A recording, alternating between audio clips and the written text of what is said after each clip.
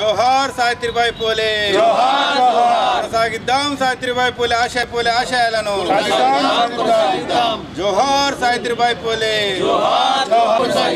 జోహార్ సావిత్రిబాయి పూలే జోహార్ పూలే ఆశయాలను కొనసాగిద్దాం సావిత్రిబాయి పూలే ఆశయాలను. ఈరోజు మనము సావిత్రిబాయి పూలే జన్మదినాన్ని జరుపుకుంటున్నాము. 194వ జన్మదినాన్ని జరుపుకుంటున్నాము. ఈసారి ప్రత్యేకత ఏమిటంటే ఈ సంవత్సరము సావిత్రిబాయి పూలే జన్మదినాన్ని తెలంగాణ ప్రభుత్వము అధికారికంగా నిర్వహించుకుంటుంది. దాన్ని మహిళా ఉపాధ్యాయ దినోత్సవంగా జరుపుకుంటున్నాం. సావిత్రిబాయి పూలే సామాజిక మార్పు కోసము బాలికల విద్య కొరకు అహర్నిశలు కృషి చేయడం జరిగింది. సమాజంలో ఉన్నటువంటి మూఢనమ్మకాలను తొలగించడము, వీటన్నింటిపైన తన జీవితాన్ని అర్పించడం అనేటటువంటిది జరిగింది. ముఖ్యంగా ఆమె జీవిత చరిత్రను చూసినట్లయితే విద్య ద్వారా మాత్రమే సామాజిక మార్పు అనేటటువంటిది కలుగుతుందనేటటువంటి విషయాన్ని మనం గమనించవచ్చు. లింగ సమానత్వం కొరకు మరియు బాలికల విద్య కొరకు ఆమె విశేషంగా కృషి చేయడం జరిగింది. విశేషమైనటువంటి సేవా రంగంలో కూడా, ఆరోగ్య రంగంలో కూడా ఆమె విశేషంగా కృషి చేయడం అనేటటువంటిది జరిగింది. Thank you very much. ఈరోజు సావిత్రిబాయి పూలే 194వ జయంతి శుభాకాంక్షలు అందరికీ ప్రజలకు తెలియజేస్తున్నాము.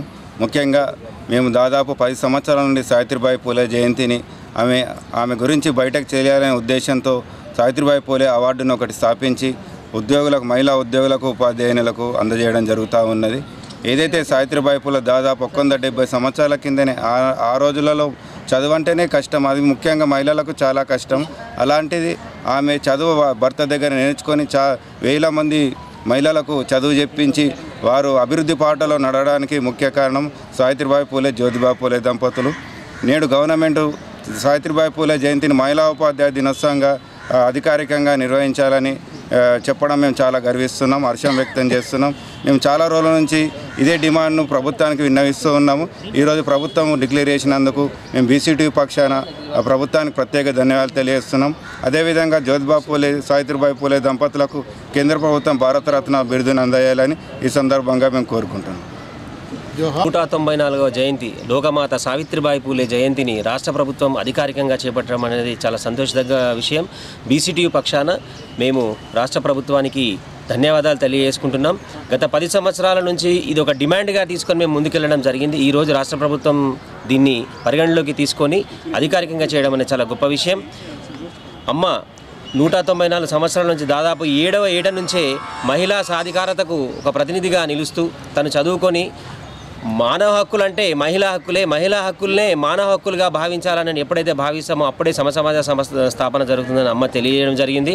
ఆనాటి కాలంలో ఉన్నటువంటి పీష్వాల ఛాందసవాద కాలంలో కూడా మనిషిని మనిషిగా చూడని, అశుద్ధం కంటే హీనంగా చూసినటువంటి రోజుల్లో బడుగు బలహీన వర్గాల గురించి అమ్మ శ్రమపడడం, వాళ్ళందరి విషయంలో అవిద్యయే మనిషి అజ్ఞానానికి కారణమని, ఎప్పుడైతే మనిషి విద్యావంతుడవుతాడో అప్పుడే సమాజంలో జ్ఞానం పరిడవిల్లి సంస్కృతి సాంప్రదాయాలు రక్షించబడతాయని చెప్పేసి బలంగా నమ్మి ఆ రోజు నుంచి, ఆ కాలం నుంచి బ్రిటిష్ సామ్రాజ్యంలో ఉన్నటువంటి వాళ్ళకు కూడా అర్థమయ్యేటట్టు చెప్పి మొత్తం దేశవ్యాప్తంగా 200 పైచిలకు బాలికా పాఠశాలను నెలకొల్పడం అంటే ఆషామాషి విషయం కాదు.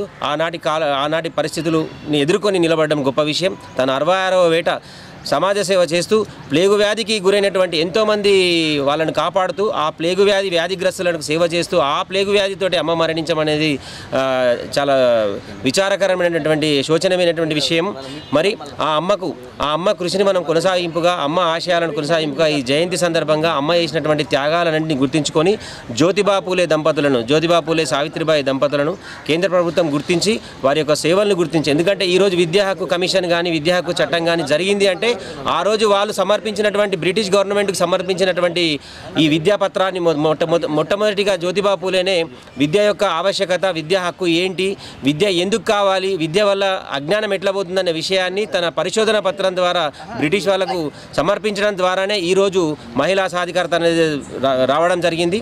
ఈరోజు ఎంతోమంది 33% రిజర్వేషన్ అయితేనేమి, ఎంతోమంది మహిళా ఉద్యోగులు ఈరోజు ఉద్యోగాలు చేస్తున్నారంటే ఆనాటి జ్యోతిబా పూలే, సావిత్రిబాయి పూలే కృషి అనడంలో ఏమాత్రం సందేహం సందేహం లేదు. ఈ సందర్భంగా మహిళలందరికీ, మహిళా ఉద్యోగ ఉపాధ్యాయులందరికీ కూడా పేరు పేరున ధన్యవాదాలు తెలియజేసుకుంటూ సావిత్రిబాయి పూలే జయంతి యొక్క శుభాకాంక్షలు అందిస్తూ వారు సావిత్రిబాయి యొక్క ఆశయాలను ముందుకు కొనసాగించాలని కోరుకుంటున్నాం.